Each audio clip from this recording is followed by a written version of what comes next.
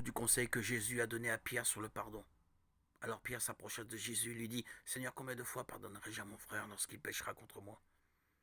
Est-ce que ce sera jusqu'à 7 fois? Jésus lui dit, je ne te dis pas jusqu'à 7 fois, mais jusqu'à 70 fois. Matthieu 18, 21, 22. Il est impératif de pardonner avant de décider quoi faire.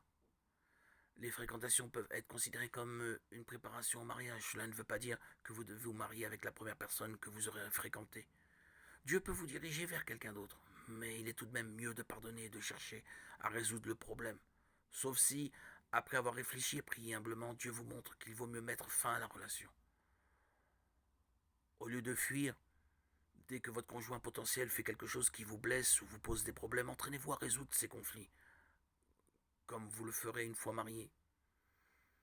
Il y a une excellente raison d'envisager de rompre avec son petit ou ami ou sa petite amie. En 1 Corinthiens 5, 9, 11, l'apôtre Paul écrit, je vous ai écrit dans ma lettre de ne pas entretenir de relations avec ceux qui vivent dans l'immoralité sexuelle.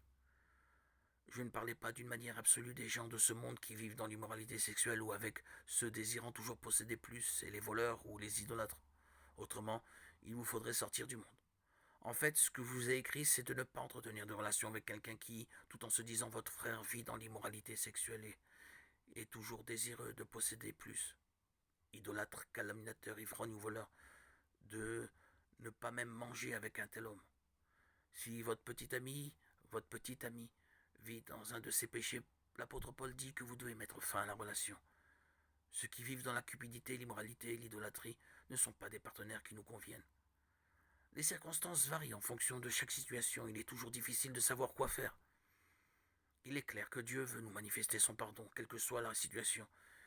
Mais pour ce qui est de la rupture, la seule manière de prendre la bonne décision est de prier pour le discernement, la sagesse et la compassion.